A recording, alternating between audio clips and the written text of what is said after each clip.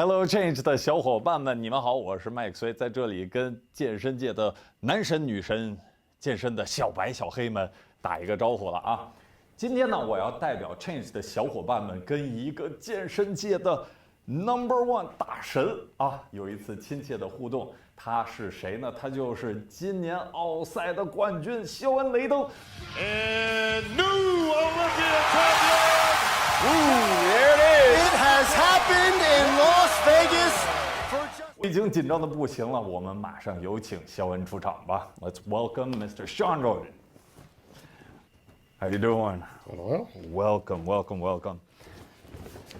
Now, why don't you say hi to your fans at Change and everyone in China? Chinese. 大家好。 How are you guys doing?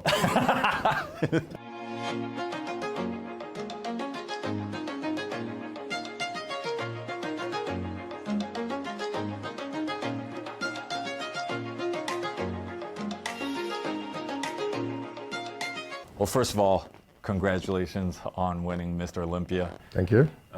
First question, you're the oldest Mr. Olympia. Yeah, I mean, you don't look, I mean, they say you're 43. I mean, they're lying. How does it feel being the oldest winner of Mr. Olympia? Well, I don't feel old. You know, I think this sport, the older you get, the more your body tends to mature. Muscle maturity tends to give you a better look, muscular-wise. So, I mean, I still feel like I'm in my 20s. I mean, I look like I'm in my 20s, I hope. Okay, maybe late 20s, early 30s. I got some kind of gossipy questions, you know, because during the press conference at Mr. Olympia, Phil Heath called you Eeyore, okay? Eeyore 是那个温尼熊里头的那只驴。How'd you feel about that? I think it's slow and steady win the race. You know, it was one of those moments where I wasn't surprised. I mean, you know, Phil is a big trash talker and tends to get a lot of people off their A game going into the Olympia. So when he said it, I kind of smiled inside. I'm like, wow, okay, you know. Well, let's do this. I knew I was going to back up whatever I said, you know, going into the Olympia, you know, at the press conference or prior to that. Whereas I know the person that's going to beat me this year had to bring their all-time best physique. And I knew I was bringing a pretty good package, so I wasn't too concerned. I was just staying in my own lane and staying focused. Because I'm a newborn enthusiast, or actually kind of new in you know, learning all this knowledge. I was told that in a previous interview, you thought that Phil Heath has not used his influence to promote the sport as much as you think someone in that position could have. So now that you're Mr. Olympia, how are you going to try to, you know, use your influence and everything to, you know, promote this sport? My goal as the 2018 Mr. Olympia is to try to put more of a positive spin on bodybuilding itself and, you know, try to bring a little bit more of the outside audience to bodybuilding, as well as I want to make it a point to travel as much as I can. Okay. It's a little bit hard when you have, you know, our sport is worldwide, and that everyone is able to make it to Vegas to see the top bodybuilders, to see Mr. Olympia. My goal is to go to those places where, you know, these guys don't have the funds or the ways or the means to come to see us and, you know, try and go and see them. So how are you going to make, you know, the public have, you know, a different view, or, you know, look at bodybuilding differently, less hardcore, but more, you know, show more interest? I think my physique is more along the line of, I don't want to say this, but I can achieve that. You know, I'm never the biggest guy on stage. You know, I'm not considered to be a muscle monster. And more of the physique from the late 90s, you know, where it's more aesthetic, you know, more pleasing to the eye. And I think, you know, that would bring a different audience where I think the bigger the guys get, I think, you know. It scares away some people. Exactly, and, you know. I'm a big fan of bodybuilding, I've always been, and what drew me to bodybuilding was the look of, you know, Flex Wheeler, the Shawn, the Kevin Maroney back in the days where, you know, it was a very pleasing look to admire. And with classic physique now in the sport, I think that has drawn a different audience, which will now be filtered to open bodybuilding. Yep. If you have more guys like me on stage, which is more pleasing to the eye, I think we have, more outside people want to come and see us. How do you feel about the trash talking on the internet, between Dex Jackson and Jeremy and everything? They're in different fields, and would you be one to like stand up for your sport? Yes, but I think those guys, both Dexter and Jeremy, they're good friends of mine, and I think it's just a passion that they show for the sport and the craft that they compete in, and I could see why each one is so vocal about what they do and what they bring to the sport. I think that speaks a lot for those guys because they're just speaking up on stuff that the craft that they love. It's their craft, it's their league. Exactly. You look at Dexter, he's been in this sport, for so long. He's like 60, 70 years old, and he's seen it all. So, of course, Uncle Dex when is the gonna young guns come through, they've Exactly. only put in, 8-10 years of work or less. Dexter's put in a whole century. So, for him, he's going to speak up and he's going to voice his opinion because of what, the sport of bodybuilding as, brought to him. Yeah. And, I understand Jeremy's point of view where, he was the reigning, men's physique champion, and he felt as if he had brought something to the sport also. So I think those guys were just speaking from a passion point of view for the sport that they love. But even Jeremy was a bodybuilder at one point. Yeah. As they tell people that the sport of bodybuilding was here before me, it's going to be here after I leave. So you're going to just probably truck along and do your best. I'm going to do the best that I can, and hopefully I'm going to leave a footpad or footprint for the next generation, the next man up, to walk that path and continue with inspiring and motivating others. And in the year 2018, you're leaving a print, leaving a mark on social media, on all sorts of different platforms. What makes you so active on these different platforms? Yeah, to be honest, I'm an old school guy. Yeah. And it took a while for me to get used to actual social media, because back in the day, I really sound really old when I say that. Back in the days, sound like I'm Dexter, 80 years old. But when I started bodybuilding, there was no, hey, can you do this video for me, or can you take a picture for me? We go in the gym and we train, and start out on social media was very difficult because I'd be in the gym training and they'll get, hey, don't forget to do a video. I'm like, you got to stop everything that you're doing and get your phone, give it to someone to do a video for you. But you realize that, there's not much magazines anymore that is putting out content and bodybuilding itself, so we're given a platform now with social media to bring people to us and market ourselves, market the sport of bodybuilding. So you take advantage of it. You want to let people, you want to brand yourself, so you got to let people into what you're doing, whether it's your training lifestyle or your lifestyle, or, so they could become more, give them an insight of what you're doing. Touch with, they can be in touch with you. There's a lot of people out there just because you're a pro athlete, they think it's different for you. Where I'm like, no, like I put my pants on just like you.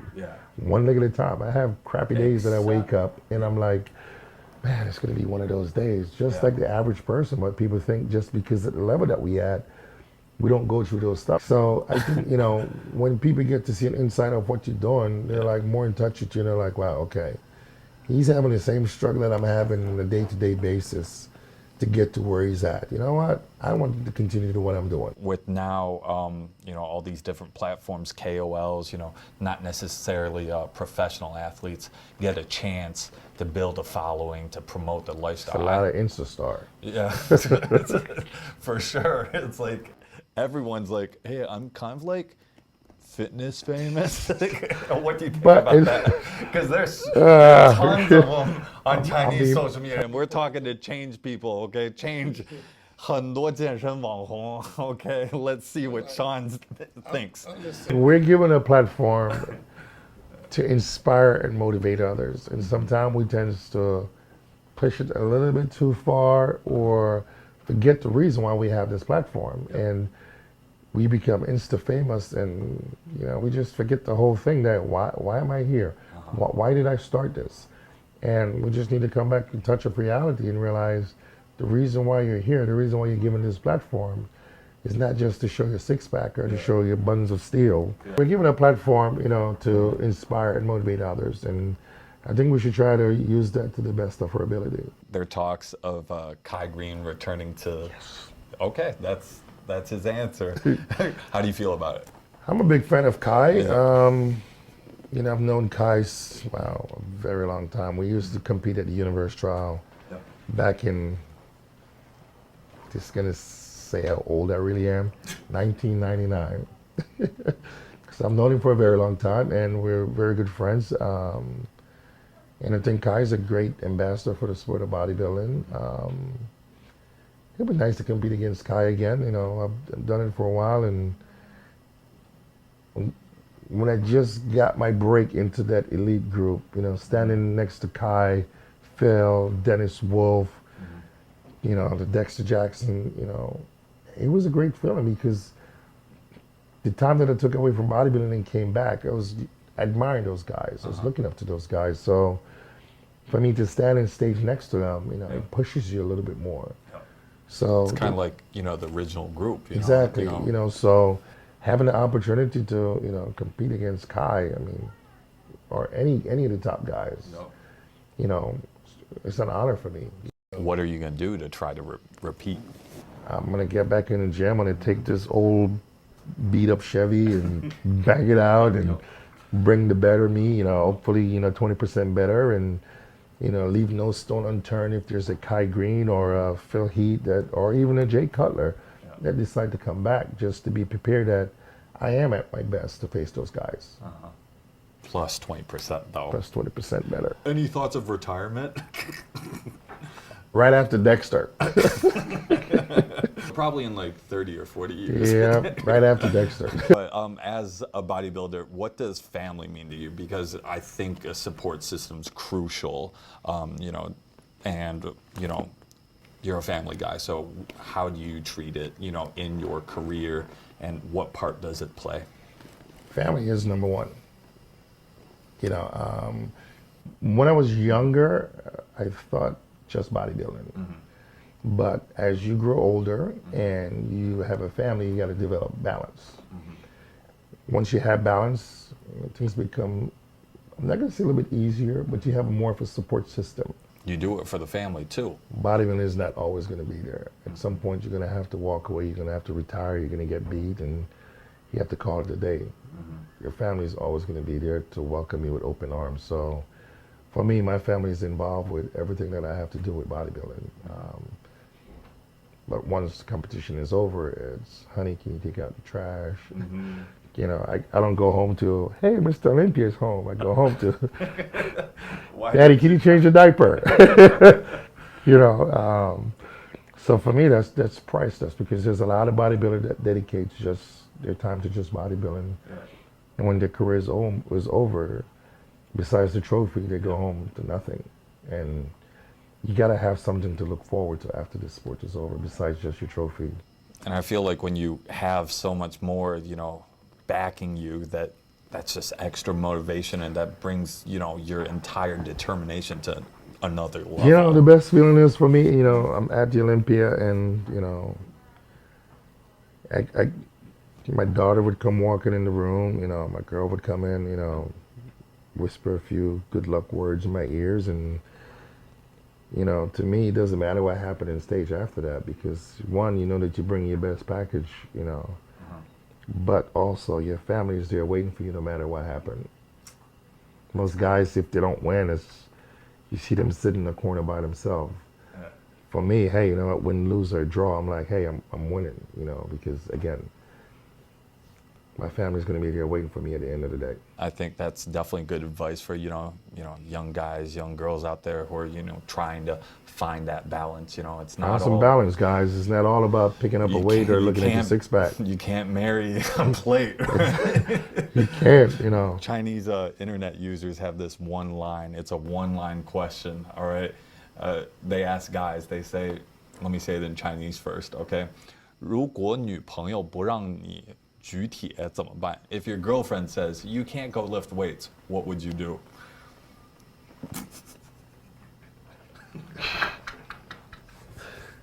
Let's see. Say, hey, honey, can you take the day off? I took the day off. It's the difference between sleeping in the sofa or sleeping in a warm bed. It's one day. The gym is always going to be there. The gym is not going anywhere. I'll be there tomorrow. All right, we're going to have to wrap this up. This has been amazing. I want you at the very end to say something to the people, at Change. We're China's biggest fitness community. The biggest enthusiasts are here. They live to hear you talk, to see you train and everything. What words of encouragement do you want to give them? At the end of the day, it's your dream and your dream alone. No one can ever take that from you. Just don't ever quit. Don't ever give up. Continue to inspire and motivate others around you. Pick someone up today. If not you, then if not me, then who? Remember that. That's your job. If not me, then who? Remember to say it every day you wake up. All right.